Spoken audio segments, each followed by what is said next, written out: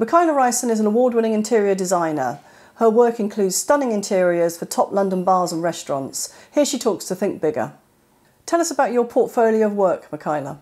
The majority of our portfolio is really commercial properties, so basically looking at bars, restaurants, also moving into hotels now.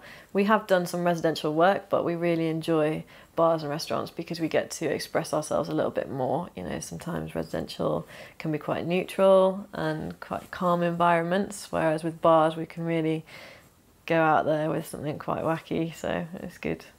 When designing interiors, where do your inspirational ideas come from? Most of the inspiration, we look at different design shows, we look at trend forecasting, fashion.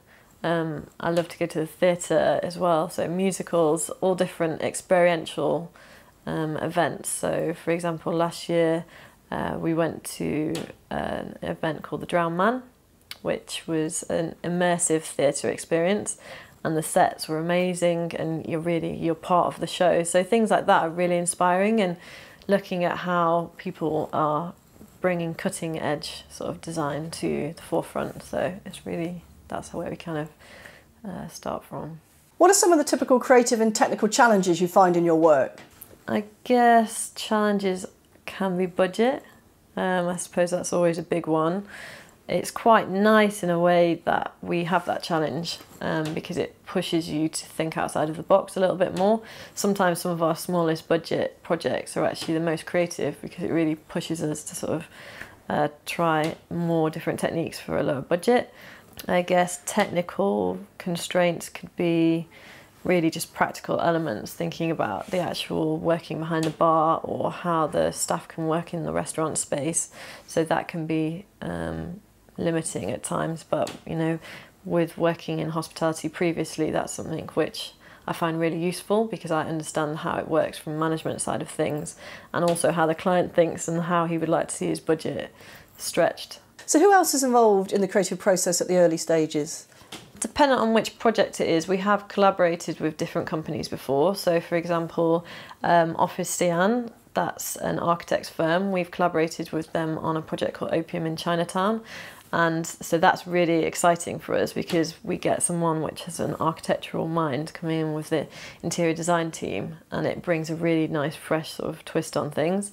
We also work really closely with Almanai, which are a creative agency, and they focus on branding and film work, and that brings a really good sort of conceptual element to our work. So when we're starting out with a project, we work with them really closely, put together really strong concepts, and tend to do a backstory. So we come up with some kind of little playful story, and then from that we kind of each go our separate ways. They focus on how the brand can be brought through, integrating it with the interior as well. Generally when we're in the office, the whole team sort of gets together who's working on that project, and we look at all the different forecasts, and we get out all the magazines and think about going to different bars and restaurants and experiences, and then we work from there.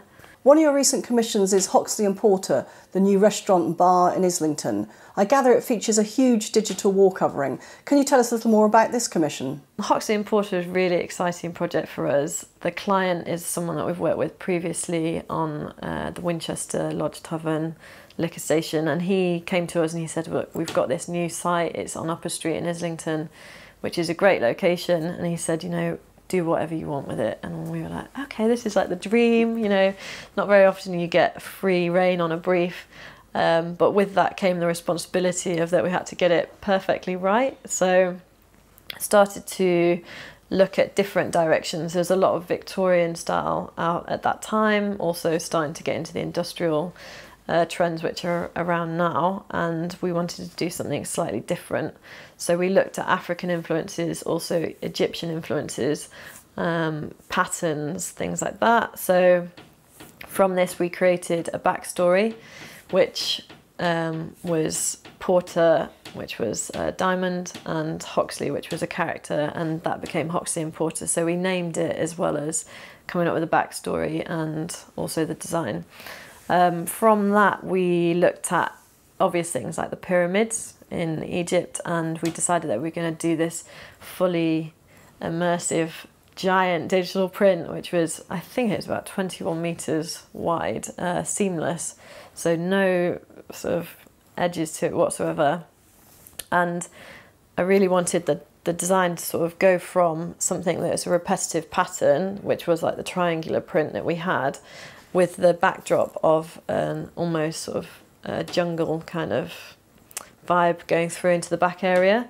So it's quite moody and it was quite dark, and trying to get the colours exactly right took time. And the artwork itself, which Arm and I did, it was absolutely massive. So there's a lot of issues with the computer crashing, but you know, the final thing looks really fantastic, and it really brings that whole space together. So it was a really good addition to the project. And that was the biggest piece of digital output you've ever been involved with? It was the biggest seamless which we'd done. We also did another very large one, which I think was about 10 meters wide in Birmingham at the Lost and Found. And that was again done by Arm and I Creative. So they're absolutely huge, but they create such a massive impact in the space.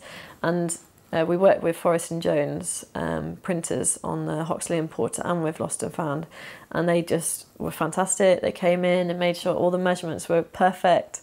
And yeah, it's a really good addition. So we're really happy with that. Is there another job that features digital output that you can tell us about? Quite a few of our projects we do put digital prints into, because it gives us freedom to create something quite bespoke for the client. I think even if they don't have a huge budget, it means that we can be quite creative in creating these wall coverings. We also look at different things, you know, how we can digitally print tiles, flooring, ceilings, etc. We're working on a project in Morocco at the moment, which is a hotel. And it's a boutique hotel, 9 rooms. We really want to put digital print into there. I think our next challenge is to find out who can achieve that for us in Morocco, but we're hoping that we can do that.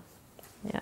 Have you used a wide range of digital print substrates in your work? Yeah, we try to experience all of the different substrates that we can, and you know, as soon as there's something new out, and they're experimenting with something new, we're on the phone to them and like, can we get a sample of that? We really want to try it. Some of the different substrates which we use as digitally printed tile.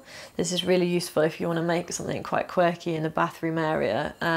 Also digitally printed leather. We love this because actually it's really good quality, hard wearing, ages really nicely, whereas with a faux leather you don't really get that same effect. And then also we've got digitally printed lino. So this is really useful for maybe like doing a bespoke bath floor. And also when we did Harvey Nichols Terrace, we did a pop-up because it was outside, thinking about the weather in London. We had to consider that it needed to be waterproof. So this lino is really useful for that because it's super hard wearing as well.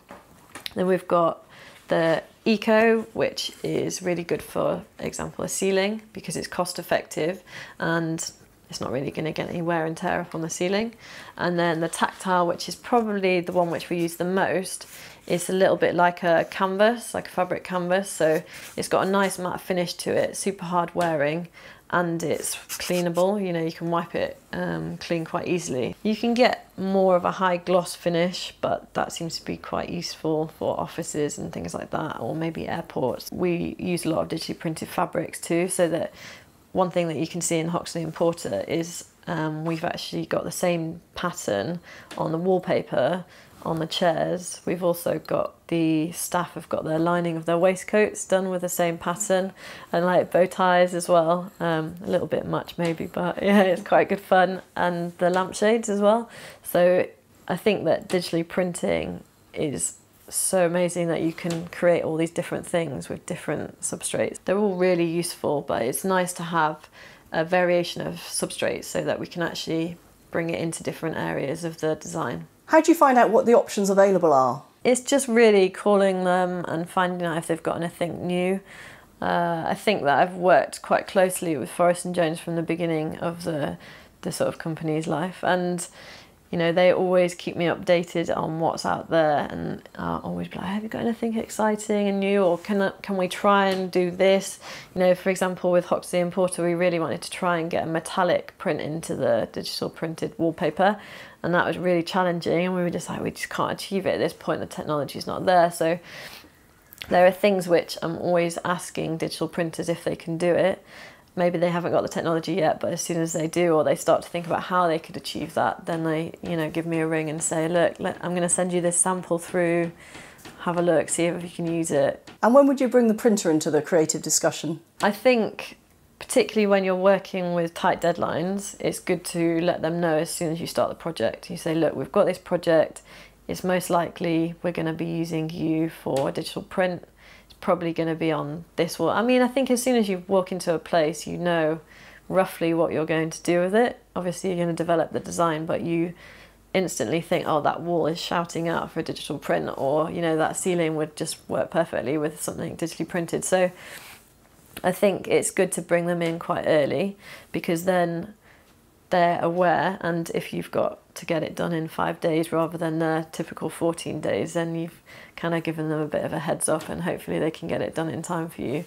But yeah, I think, you know, it's always good to have them on board so that they can double check measurements and, you know, double check, triple check measurements just to make sure it's all perfect. And they can also organise installers if you need them to. So it's really good to have them on board at an early stage. And with a lot of parties involved in a typical commission, what's the sort of secret for success, really? I think communication is key in everything, really, with this project and with jobs like this. But yeah, I think measurements need to be correct. You need to sample before you print something massive to make sure that it's correct, and just ensure that you have a good understanding of the different substrates. You know, don't just go with the cheapest one, because actually you might have to reinstall it a few weeks later because it's ripped or something. You need to go with something that's maybe laminated so that you can wipe it clean, and just think about the space that you're putting it into, really. And if you don't understand the substrate, then get advice from the printer itself. Do you see large format digital output being used more widely in interior design? Yeah, definitely. I think that people are getting more and more knowledge on the technologies that are out there available for them. I think that the cost of it has definitely reduced since it first sort of started, and the fact that there are different substrates now means that you have got the choice of going with something a little bit more expensive, or if you have that budget restraint, then you can go with something a little bit less costly. But I think that there's so many different ways that you can use it, and it can really change the design in a massive way. It's got such a good high impact effect, so I think that people will definitely start to be using it more and more.